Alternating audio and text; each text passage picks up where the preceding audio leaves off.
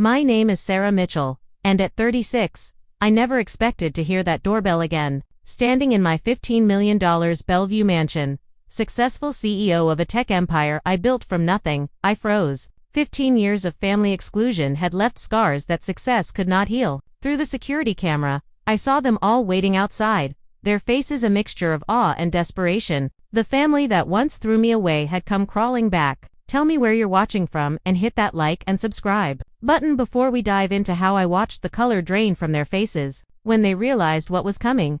Growing up in a middle-class neighborhood in Portland, Oregon, my childhood should have been ordinary. My father, James Mitchell, worked as an engineer at a respectable firm, bringing home a comfortable salary. My mother, Elizabeth, taught 3rd grade at the local elementary school, beloved by her students and the community. From the outside, we appeared to be the perfect American family, living in a 4-bedroom colonial with a white picket fence and a golden retriever named Max.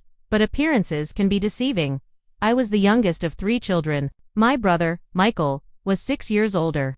The golden boy who excelled at everything he touched: football, scholarships, straight A's, and a charming personality that made everyone gravitate toward him. My sister, Lauren, for years my senior, was the beauty of the family with her perfect blonde curls and dazzling smile. She was a talented pianist and the captain of the debate team. And then there was me, the afterthought. From my earliest memories, I felt the difference in how I was treated. While my siblings received praise and attention for their achievements, mine were met with indifference or criticism. When I brought home straight A's, my mother would merely nod and say, "That's what we expect." When Michael or Lauren brought home the same grades, there would be celebrations and special dinners.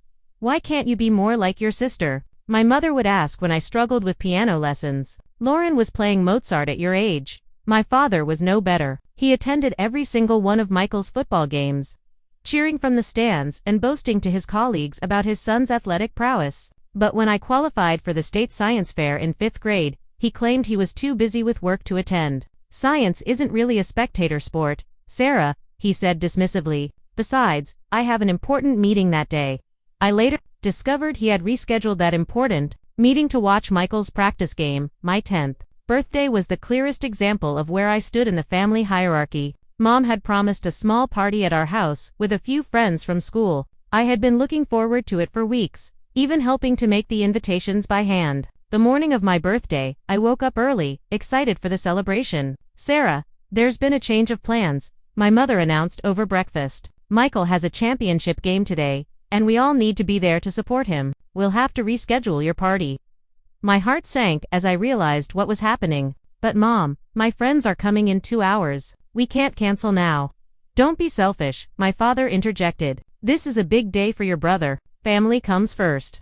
Family comes first. That phrase would haunt me for years to come, especially when I realized it never seemed to apply when I was the one who needed support. The party was hastily canceled. I called each friend while fighting back tears, explaining that we would have to celebrate another time. Then I was dragged to Michael's football game, where I sat in the bleachers for 3 hours, forgotten as my parents cheered and my sister socialized with her friends who had also come to watch. No one sang happy birthday that day. No one mentioned it at all. When we got home, there was no cake, no presents, just leftover pizza from the celebration for Michael's winning game. I ate alone in my room, tears silently falling onto my plate.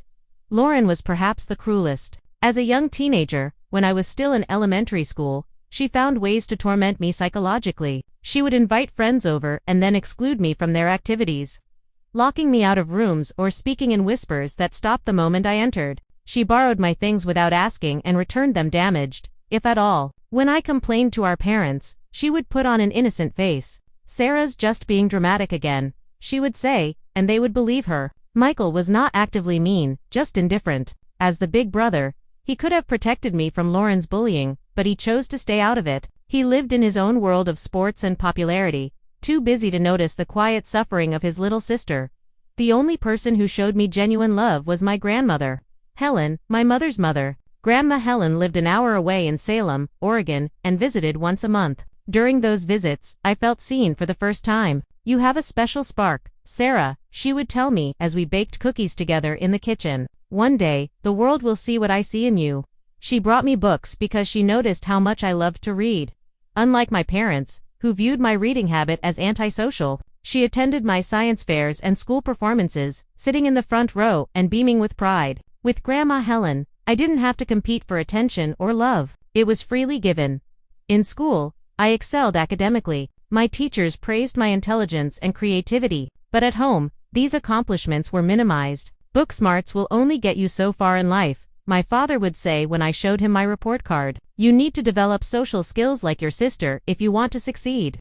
I tried to join clubs and activities to win their approval. I signed up for the debate team like Lauren, but when I advanced to regionals, my parents were too busy to attend. I tried out for soccer, hoping my father might show the same enthusiasm he did for Michael's sports. But when I made the team, he merely commented that girls' sports weren't as competitive as boys'. By the time I reached high school, I had resigned myself to being invisible in my own family. I focused on my studies, knowing that education was my ticket to freedom. I worked part-time at the local library, saving every dollar for college. I applied for scholarships in secret, determined to forge my own path. When acceptance letters came from top universities, including MIT and UC Berkeley, my parents seemed surprised, as if they had never considered that I might be capable of such achievements. Their reaction was tepid at best. "Those schools are very expensive," was my father's first comment, "and very far from home." I detected a note of relief in his voice at the thought of my leaving. It confirmed what I had always suspected. I was an obligation, not a beloved daughter. My heart broke a little more that day, but it also strengthened my resolve to build a life where I would be valued. Little did I know then that the worst betrayal was yet to come and that the true nature of my place in the family would be revealed in the cruelest way possible. The pivotal moment that shattered any remaining illusions about my family came when I was 22. I had graduated from UC Berkeley with honors, earning a computer science degree with a specialization in cybersecurity. I had secured a job at a tech startup in Seattle, my first step toward independence. I was starting to believe that maybe, just maybe, I could finally earn my family's respect through my achievements. Then came the call that Grandma Helen had passed away unexpectedly from a heart attack. I was devastated. The one person who had made me feel loved and valued was gone. I flew back to Portland immediately for the funeral, my heart heavy with grief. The funeral was a somber affair, with relatives I barely knew, offering condolences and sharing memories of my grandmother. Throughout the service, I sat alone in the front row while my parents, Michael and Lauren, huddled together, presenting a united front of family grief. No one thought to check if I was okay. Despite knowing how close I had been to Grandma Helen, after the service, the family gathered at my parents' house. The reading of the will was scheduled for that afternoon. I sat quietly in the corner of the living room, leafing through a photo album of Grandma Helen, trying to process my loss. When the lawyer arrived, everyone gathered in the dining room. As he read through the will, most items and assets were distributed as expected. Grandma Helen's house went to my mother, her car to Michael, and her jewelry collection to Lauren. Then came the surprise. To my beloved granddaughter, Sarah, the lawyer read, "I leave my grandmother's sapphire ring and the sum of $5,000. You were always special to me, and I know you will make me proud." The room fell silent. Then my mother let out a scoff. $5,000 and her old ring. That's it. I was stunned by her reaction. I hadn't expected anything, and was deeply touched by Grandma Helen's gesture. The sapphire ring was a family heirloom that had belonged to my great-great-grandmother. It wasn't the monetary value that mattered to me, but the sentiment behind it. My father's face had turned an alarming shade of red. "This is outrageous," he sputtered. "Helen always did favor Sarah for some reason." "For some reason," I echoed, finding my voice. "Maybe because she was the only one who ever showed me any kindness in this family." That was when everything exploded. Years of resentment and secrets came pouring out. "You want to talk about kindness?" my father shouted. "We took you in when no one else would. We gave you a home and educational opportunities most kids could only dream of. And this is the gratitude we get." Confusion washed over me. "Took me in? What are you talking about?" My mother shot my father a warning look, but it was too late. The damage was done. "You're not even our daughter," he spat out. "You were 2 years old when we adopted you after your mother died. Lisa was Elizabeth's college roommate, had you out of wedlock, then got herself killed in a car accident. No father in the picture, no other family willing to take you. So we did, out of the goodness of our hearts." The room spun around me. Adopted. This couldn't be real. I looked at my mother, silently pleading for her to deny it. Instead, she sighed. "We were going to tell you when you were older, but then it never seemed like the right time." 22 years. and it had never been the right time to tell me the truth about my own identity. All those years of feeling like I didn't belong, like I was different somehow, suddenly made terrible sense. "So, I've been living a lie my entire life," I whispered. "Does everyone know except me?" "Most of the family knows," Lauren said with a shrug. "It wasn't exactly a secret. We just didn't talk about it. Not a secret to anyone except me, the person whose life it was." I felt sick to my stomach. Why did Grandma Helen leave the ring to Sarah anyway? Michael asked the lawyer. "It should stay with blood family." Blood family. Those words cut through me like a knife. Mrs. Helen specifically mentioned that Sarah should have the ring because, in her words, true family is about love, not blood. The lawyer replied uncomfortably. That set my father off again. That old woman always did try to undermine our parenting, filling Sarah's head with nonsense, making her think she was special when we were trying to raise her to be realistic about her place in the world. "My place?" I asked, my voice rising. "And what exactly is my place in this family?" "You should be grateful we took you in at all," Lauren interjected. "Do you know how many orphans end up in the system? You had privileges most of them could only dream of." I looked at my sister, seeing her clearly for the first time. Privileges like being reminded constantly that I wasn't as good as you or Michael. Like having my birthdays forgotten and my achievements ignored. Those kinds of privileges. "See, this is exactly why we never told you," my mother said. "We knew you would react emotionally instead of rationally." Finding out my entire life has been a lie seems like a reasonable thing to be emotional about, I retorted. My father stood up, towering over the table. "That's enough. I won't have you speaking to your mother that way under my roof. If you can't show some gratitude for everything we've done for you, then perhaps you should leave." I looked around the table at the faces of the people I had called family for 22 years. None of them came to my defense. Not even Michael, who had always been the least antagonistic toward me. In that moment, I made my decision. "Fine," I said quietly, gathering my purse. "I'll go, but first, I want to know one thing. Was anything real? Did you ever love me at all? Or was I just a charity case you regretted taking on?" The silence that followed was all the answer I needed. I walked out of that house and never looked back. The exclusion from family life became official after that day. I wasn't invited to Thanksgiving that year, or Christmas, or any family gathering that followed. I saw photos on social media of family reunions, holiday celebrations, and milestone events, all without me. Lauren would occasionally post pictures with captions like "complete family gathering" or "so blessed to have everyone I love in one place."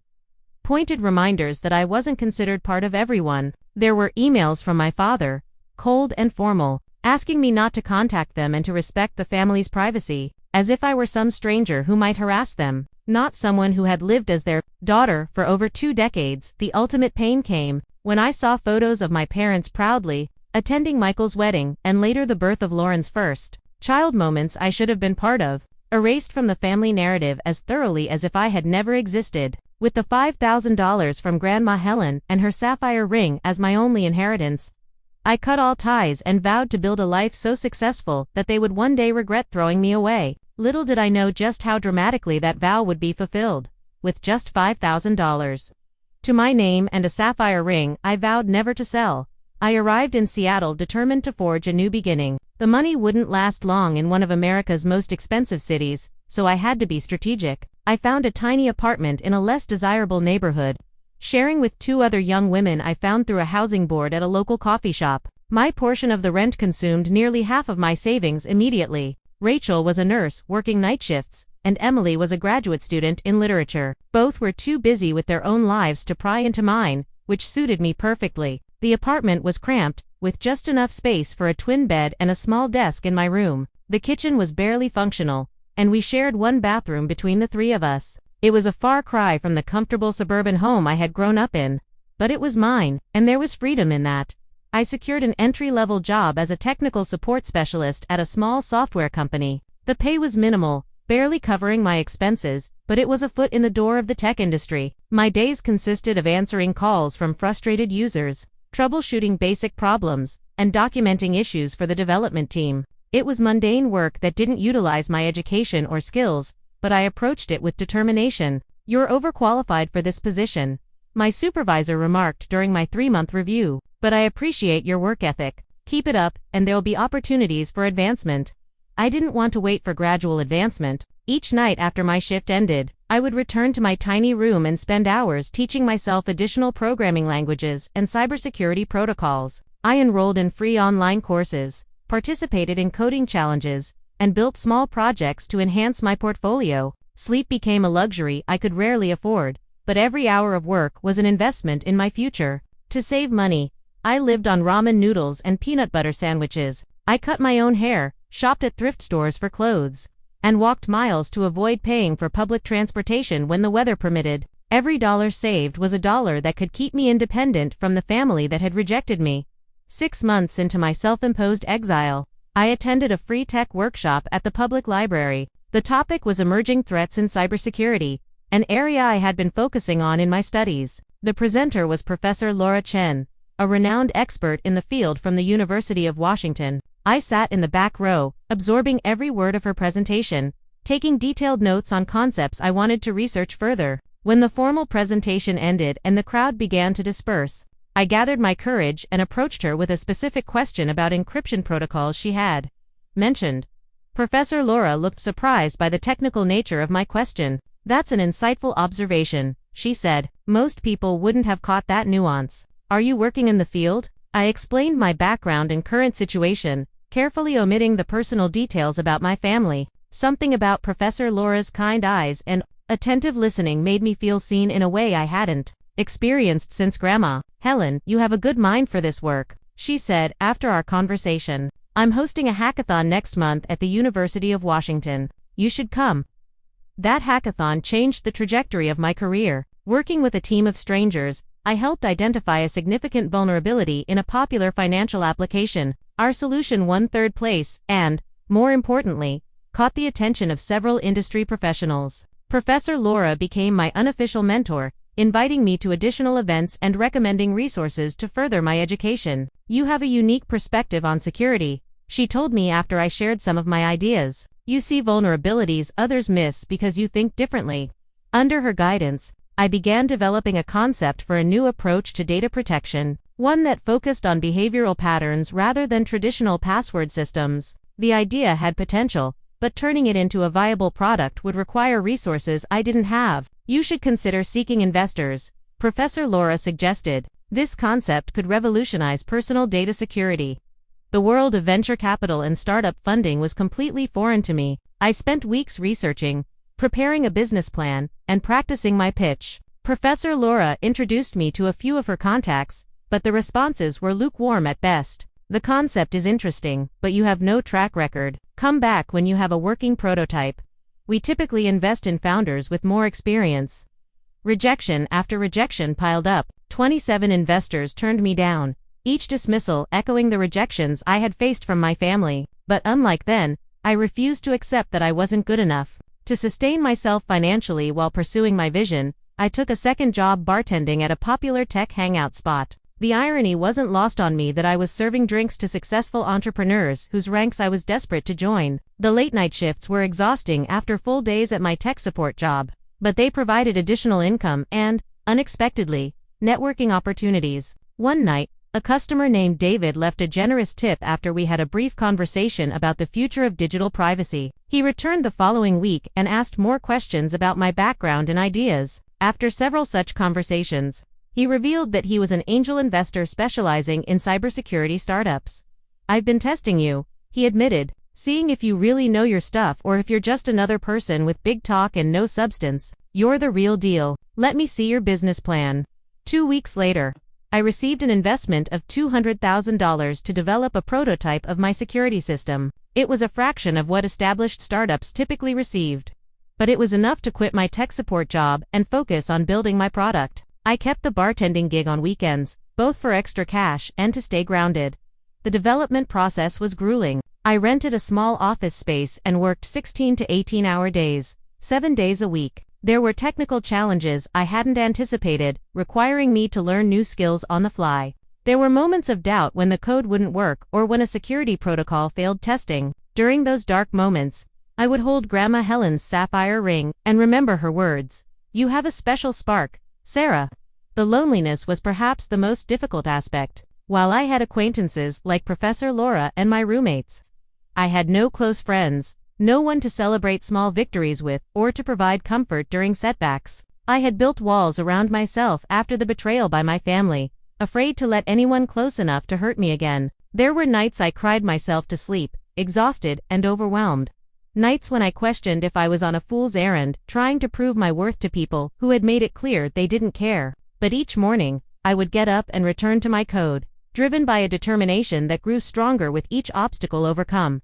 After 8 months of development, I had a working prototype. It was rough around the edges, but demonstrated the core functionality of my security concept. David arranged a demonstration for a group of more established investors, and this time, they were impressed. This approach to behavioral authentication is genuinely innovative, one of them commented. With the right refinement, this could be a game changer for consumer security. That demonstration secured an additional round of funding, enough to hire 3 employees and move to a proper office space. CyberGuard was officially born, and with it, the first step toward building the empire that would one day make my family regret their decision to cast me aside. The launch of CyberGuard's first commercial product exceeded even my most optimistic projections. Our behavioral authentication system caught the attention of several major tech publications, with TechCrunch calling it a revolutionary approach to personal data security in an increasingly vulnerable digital landscape. Within 6 months, we had licensing agreements with 3 Fortune 500 companies who wanted to integrate our technology into their products. As the company grew, so did my confidence. I expanded from our small office to a full floor in a downtown Seattle building. My team of 3 grew to 15, then 30, then over 100 employees within 2 years. Each hire was carefully selected not just for their technical skills, but for their passion and integrity. I was building more than a company. I was creating the family I had never had. You've created something special here, Laura remarked during a visit to our new offices. She had transitioned from mentor to friend, one of the few people who knew the truth about my past. And I don't just mean the technology. She was right. The culture at CyberGuard was built on respect, collaboration, and recognition of achievements, large and small. Every milestone was celebrated, every birthday acknowledged. I made sure no one ever felt invisible or unappreciated the way I had for so many years. Our second product, a secure communication platform that used our proprietary authentication system, attracted attention from government agencies and international corporations concerned about industrial espionage. The contracts that followed pushed CyberGuard's valuation past $100 million. Just 3 years after our founding, financial success brought changes to my personal life as well. I moved from my shared apartment to a luxury condo overlooking Puget Sound.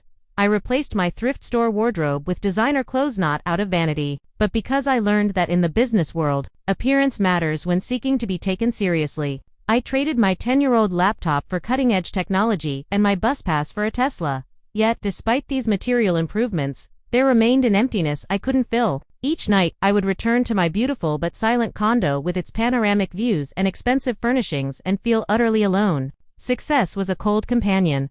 On the 5th anniversary of CyberGuard's founding, we secured our biggest deal yet, a $200 million contract to overhaul the security infrastructure for a consortium of international banks. The celebration at the office was jubilant, with champagne flowing and employees cheering as I announced bonuses for everyone. But when the party ended and everyone went home to their families, I returned alone to my condo and opened a bottle of wine. As I sipped my drink on the balcony, I found myself scrolling through social media, a habit I had mostly broken but occasionally indulged in moments of weakness. There was a new post from Lauren, a family reunion at our parents' lake house in Coeur d'Alene, Idaho. Annual Mitchell family tradition. So blessed to have everyone together. The caption read, "Everyone except me, of course." I closed the app and made a decision. If I couldn't have the family I was born into, I would create a life so full and meaningful that their absence would no longer matter. The next day, I began looking for a permanent home, somewhere that could become my sanctuary. After weeks of searching, I found a sprawling estate in Bellevue, one of the most exclusive neighborhoods in the Seattle area. The $15 million property featured a main house with 7 bedrooms, a guest house, a pool, and extensive gardens on 3 acres of land. "Are you sure about this purchase?" my financial advisor asked. "It's a significant investment for a single person." "I'm sure," I replied. "This isn't just a house, it's a statement." I spent the next 6 months renovating the property to my exact specifications. The formal dining room was converted into a state-of-the-art home office. One wing of the house became a library filled with thousands of books, fulfilling my childhood dream of having my own personal library like the one in Beauty and the Beast, my favorite fairy tale growing up. Each room was carefully designed to reflect different aspects of my personality and interests. The color schemes were warm and inviting, the furniture elegant but comfortable. Unlike the stark minimalism of my Seattle condo, this house was meant to be lived in, to create memories in. The crown jewel of the property was the garden. I hired a renowned landscape architect to create an English garden with winding paths, hidden benches, and year-round blooms. It was the kind of garden Grandma Helen would have loved. And I placed a small memorial bench with her name in a quiet corner, surrounded by her favorite flowers. As CyberGuard continued to expand, now with over 500 employees and offices in 5 countries, I made a conscious effort to balance my professional success with personal growth. I joined boards of charitable organizations, focusing particularly on those that supported foster children and orphans. I established a scholarship fund for computer science students from disadvantaged backgrounds. I began mentoring young women entering the tech field, determined to help them avoid some of the obstacles I had faced. Through these activities, I slowly built a circle of friends who knew nothing about my past and accepted me for who I was now. There was David, my first investor, who had become a trusted advisor and weekend sailing companion. Laura, of course, remained a constant presence, now bringing her husband and children to regular dinners at my home. Emily, my former roommate, had finished her PhD and now taught literature at the University of Washington. We met monthly for coffee and book discussions. There was also my executive team, Jessica, my brilliant chief technology officer, Marcus, the chief financial officer, whose careful stewardship had helped grow our company's value, and Daniel, our chief operating officer, whose organizational skills kept everything running smoothly. They had started as employees but had become something more over the years, people I trusted and respected. This carefully constructed family of choice helped fill some of the emptiness, but there were still moments when the past would creep in. Late at night, I would sometimes find myself looking through an old photo album I had kept from my childhood, one of the few possessions I had taken when I left my parents' house. The smiling faces in those photos seemed to belong to strangers, people I once thought loved me but had proven otherwise. 10 years after founding CyberGuard, I took the company public. The IPO was wildly successful, making me a billionaire overnight, at least on paper. My face appeared on the cover of business magazines with headlines like, "Security Queen, How Sarah Mitchell Built a Tech Empire from Nothing." If my biological family saw these articles, they never reached out. Their silence was both a relief and a lingering wound. On the 15th anniversary of the day I had been cast out of my family, I hosted a charity gala at my Bellevue estate. The event raised over $10 million for foster care organizations, a cause that had become deeply personal to me. As I stood addressing the crowd of Seattle elites, politicians, and celebrities who had paid thousands of dollars for the privilege of attending, I couldn't help but reflect on the journey that had brought me here. From a confused and hurt young woman with just $5,000 and a sapphire ring to my name, I had transformed into one of the most powerful women in tech. The mansion, around me, the respect of my peers, the impact of my charitable work all served as testimony to what I had achieved, despite, or perhaps because of, being discarded by those who should have loved me most. Yet, for all my success, there remained a small, wounded part of me that still wondered why I had never been enough for them. That part was about to get an unexpected answer when, the very next day, my security system alerted me to visitors at my gate. It was a quiet Sunday morning, the kind I cherished after busy weeks of meetings and business travel. I was enjoying a cup of coffee on my terrace, still in my silk pajamas, watching hummingbirds flit around the feeders I had installed throughout the garden. The tranquility was shattered by the chime of my security system, indicating visitors at the front gate. Annoyed at the unexpected interruption, I picked up my tablet to check the security camera. What I saw made my coffee cup slip from my fingers and shatter on the stone floor. There they were, standing at my gate like ghosts from a past life. My father, James, now in his late 60s.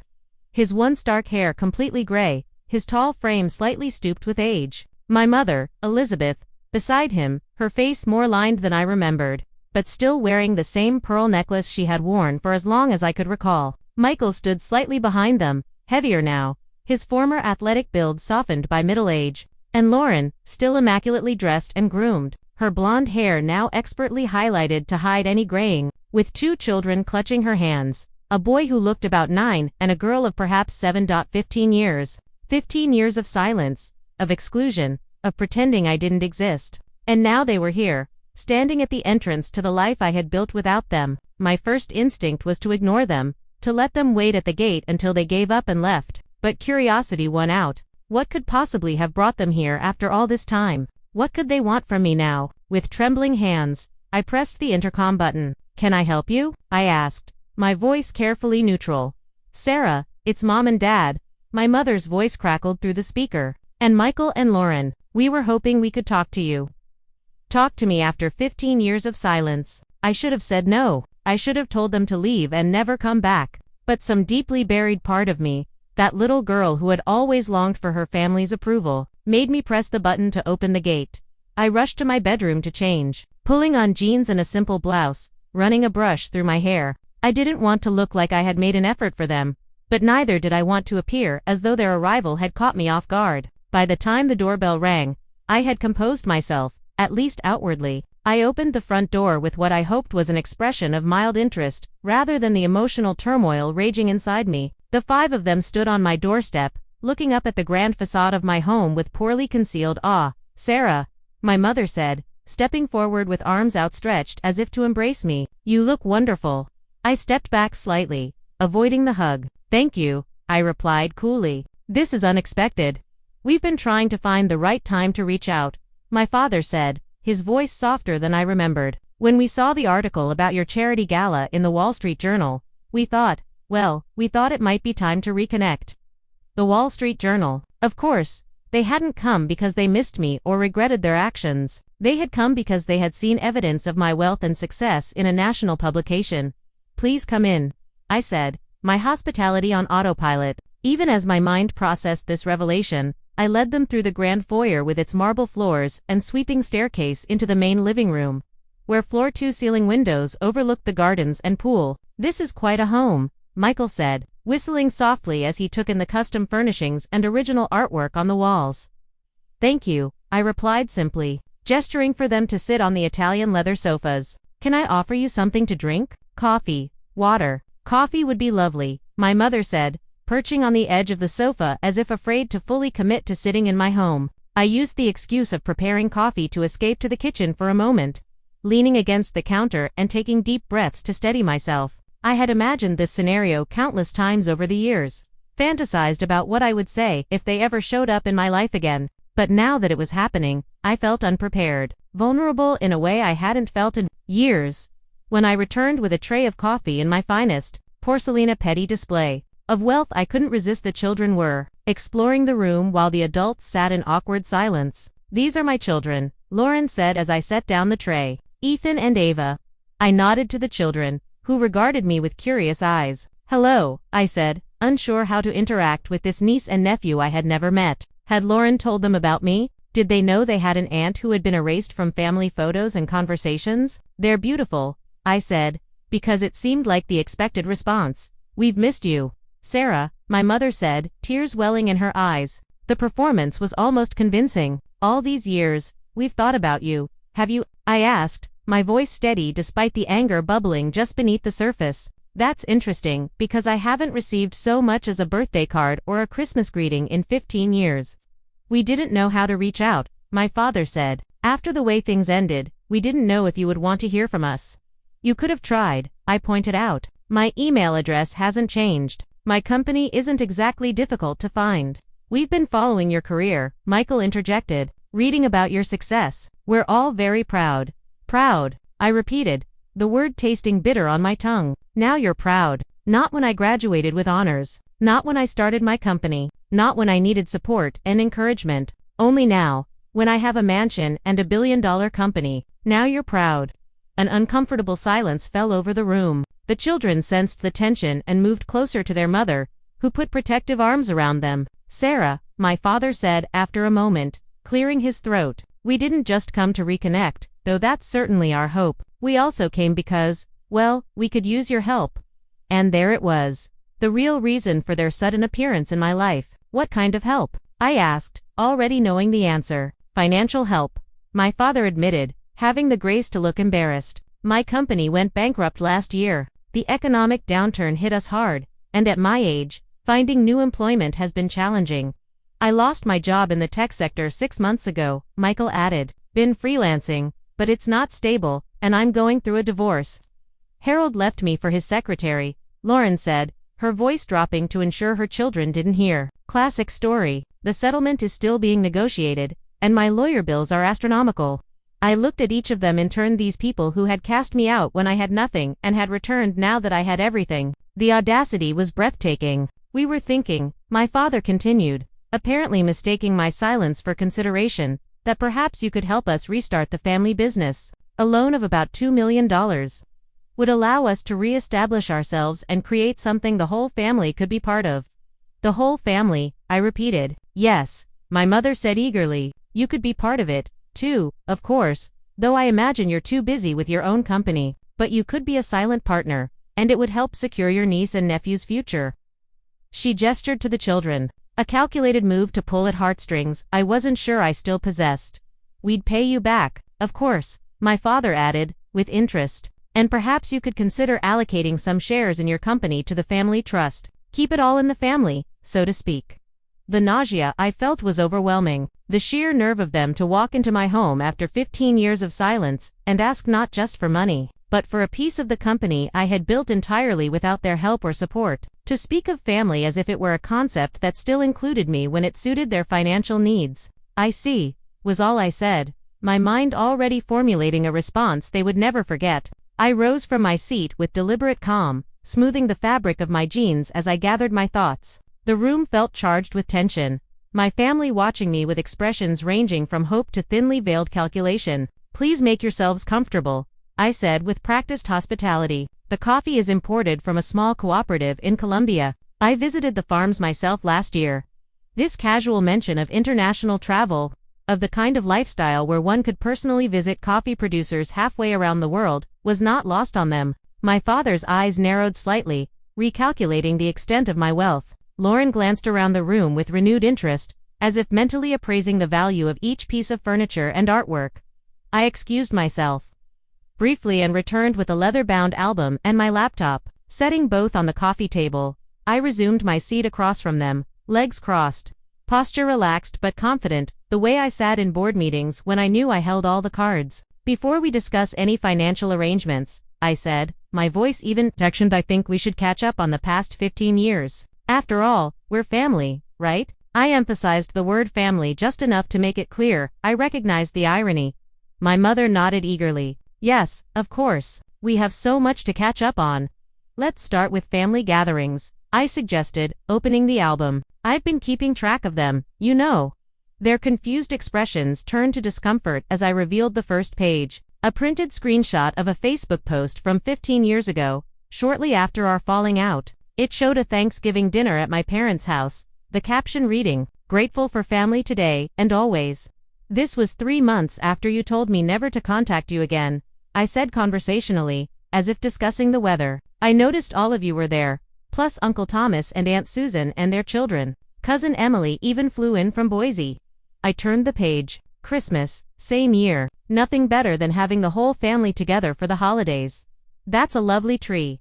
Mom, did you use the ornaments I made in elementary school? Or did those get thrown out, along with my baby pictures? Page after page, I showed them evidence of the life they had lived without me. Birthday celebrations, graduations, weddings, baby showers for Lauren's children, anniversary parties for my parents. All documented on social media with captions about complete family gatherings and everyone we love in one place. Why do you have all these? Lauren asked, her voice strained. Know your enemy, I replied with a small smile. A basic principle of security. You taught me that, Dad. Probably the most valuable lesson you ever gave me. Always know who you're dealing with. I closed the album and opened my laptop. Now, let's move on to more recent history. I turned the screen toward them, showing an email from my father dated 12 years ago. I read it aloud, my voice steady. Sarah, I must insist that you cease any attempts to contact family members. Your mother was very upset by your Christmas card. We have moved on with our lives and expect you to respect our privacy. James Mitchell. I looked up at my father. That was in response to the only Christmas card I ever sent after leaving. A simple card, wishing you happy holidays. No requests for reconciliation, no accusations, just a card. That was your response. He had the decency to look ashamed, staring down at his hands. And this, I continued, scrolling to another email, is from Lauren to her friend Anna, which she accidentally copied me on 3 years ago. Ugh. Saw another article about my sister, the tech genius. Mom was going on about it all day, as if being rich makes up for being such a freak growing up. Some people just have all the luck, despite being totally socially inept. Charming, Lauren. My sister's face flushed red. I didn't mean oh, I think you did. I interrupted, but it's fine. Your opinion of me stopped mattering a long time ago. I closed the laptop and leaned forward, looking each of them in the eye in turn. For 15 years, you've lived your lives as if I didn't exist. You celebrated holidays, shared milestones, supported each other through hardships. You were a family in every sense of the word, just without me, and that was your choice. I stood and walked to the window, looking out at the garden I had created. At the bench dedicated to Grandma Helen, the only family member who had ever truly loved me. Now you come here, to the home I built, to the life I created entirely without your help, and you talk about family as if it's something that can be picked up and put down whenever it becomes convenient or profitable. I turned back to face them. Let me be very clear. I don't need a family that only wants me when I have something to offer them. I don't need parents who only acknowledge me when I'm successful. I don't need siblings who mock me behind my back but come asking for handouts. The color had drained from my father's face. My mother was crying silently, whether from genuine remorse or frustration at the failure of their plan. I couldn't tell. Michael stared at the floor, and Lauren sat rigid, with anger or embarrassment, or both. That said, I continued, my voice softening slightly as I looked at the children, who appeared confused and uncomfortable. I don't believe in punishing children for the sins of their parents. I returned to my seat and addressed my niece and nephew directly. Ethan and Ava, I'm your Aunt Sarah. We've never met before today, but that's not your fault. I'd like to get to know you both, if you're interested. The children looked to their mother for guidance, uncertain how to respond to this stranger claiming to be their aunt. And to that end, I said, returning my gaze to the adults, I won't be giving you $2 million to restart a family business that failed once already. I won't be signing over shares of my company to a family trust. What I will do is establish education funds for Ethan and Ava to ensure they have the opportunity to attend any college they choose when the time comes. Lauren's expression was a complex mixture of relief, disappointment, and wounded pride. We don't need your charity, she began. It's not charity. I cut her off. It's an investment in the only innocent parties in this room. The funds will be managed by my financial team and will only be accessible for educational expenses. You'll have no access to the money. I stood, signaling that the meeting was coming to an end. That's my offer. Take it or leave it. My father stood as well, his face flushed with a familiar anger. After everything we did for you, what exactly did you do for me? I asked quietly. Remind me. We gave you a home when no one else would, he sputtered. We fed and clothed you, sent you to good schools. You did the legal minimum required of parents, I corrected him. And you made sure I knew every day that it was an obligation, not a choice made from love. The moment I was old enough to be cast out, you did exactly that. My mother rose, tears still streaming down her face. Sarah, please. We made mistakes. We're sorry. Are you sorry for what you did, or sorry that I became successful without you? I asked, because those are very different things. She had no answer to that. I think it's time for you to go, I said gently but firmly. My assistant will contact you regarding the education funds for the children, if you choose to accept them. Otherwise, I wish you all well in your future endeavors. I walked them to the door, maintaining my composure through sheer force of will. As they stepped outside, Lauren turned back, her expression softer than I had seen it in decades. For what it's worth, she said quietly, I'm proud of what you've accomplished. I really am. Too little, too late, I replied, but I nodded in acknowledgement of her words. Take care of your children, Lauren, I said. They deserve better than what we had. I closed the door on my past and leaned against it, finally allowing the tears to come. They weren't tears of sadness or regret, but of release. In facing my family, in refusing to be manipulated by them again, I had finally freed myself from the last chains of their approval. I pulled out my phone and dialed the one person I knew would understand. Laura, it's Sarah. Can you come over? My family just left, and I need a friend right now. As I waited for Laura to arrive, I looked around at the beautiful home I had created. at the life I had built from nothing but determination and the belief that I deserved better. For the first time, I truly believed that Grandma Helen would be proud of the woman I had become, not just for my success, but for finding the strength to stand up for myself. The sound of tires on the driveway announced Laura's arrival just 30 minutes after my call. One of the things I valued most about our friendship was her unfailing reliability. When I needed her, she was there, no questions asked. She found me in the garden, sitting on Grandma Helen's bench, the sapphire ring gleaming on my finger as I twisted it absently, a habit I had developed over the years. When deep in thought, "Hey," she said softly, sitting beside me. "Rough day." I smiled weakly. "You could say that." I recounted the entire encounter, from the moment I saw them on the security camera to their final departure. Laura listened without interruption, her face reflecting my own emotions as the story unfolded. $2 million in shares in your company, she repeated when I finished. The audacity is almost impressive. That startled a laugh out of me, right? After 15 years of radio silence, they show up expecting a handout. As if all the years of exclusion and cruelty never happened. "But you stood your ground," Laura said, squeezing my hand. "You offered help to the children without letting the adults manipulate you. That took courage." We sat in comfortable silence for a few minutes, watching the late afternoon sun cast long shadows across the garden. The emotional upheaval of the day had left me drained but also strangely at peace. "You know what the strangest part is?" I said finally. "For years, I fantasized about a moment like this, about them seeing my success and regretting how they treated me. But now that it's happened, it feels empty somehow. Their regret, if they even feel it, doesn't change anything." Laura nodded thoughtfully. "Because you've realized that their approval was never the prize you thought it was." Her words resonated with a truth I had been slowly discovering over the years. Exactly. I spent so much of my life trying to earn love that should have been freely given. Building this company, this fortune, part of me was still that little girl trying to prove I was worthy of being loved. "And now," Laura prompted, "now I know that was never the problem. Their inability to love me was their failure, not mine. No amount of success on my part could ever fix what was broken in them." In the days that followed, I experienced a range of emotions, from residual anger to unexpected grief for the family relationships I had never truly had. But beneath it all was a growing sense of liberation, the last lingering hope that they might someday acknowledge their wrongdoing. That we might somehow become a real family, had been laid to rest. That fantasy had been holding me back in ways I hadn't fully recognized. A week after their visit, I made a decision that would change the course of not just my life, but potentially many others. I established the Helen Grace Foundation, named for my grandmother, dedicated to supporting children in the foster care system, particularly those who had been adopted and then rejected or mistreated by their adoptive families. The foundation would provide not just financial assistance for education and basic needs, but also psychological support, mentorship programs, and legal advocacy. I committed $50 million as initial funding and pledged to personally oversee its operations.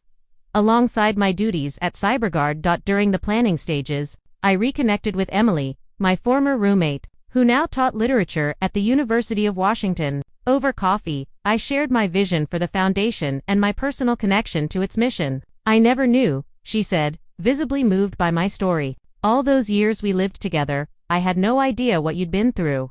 "I was good at hiding it," I admitted. "I didn't want anyone's pity." "It's not pity to let people care about you, Sarah," she said gently. "It's human connection, something I think you've been denying yourself for too long." Her words stayed with me, prompting a period of deep reflection. I had built walls to protect myself from further rejection, but those same walls had kept out the genuine connections I craved. My success, my wealth, even my charitable work, none of it could substitute for authentic human relationships. True to my word, I established the education funds for Ethan and Ava.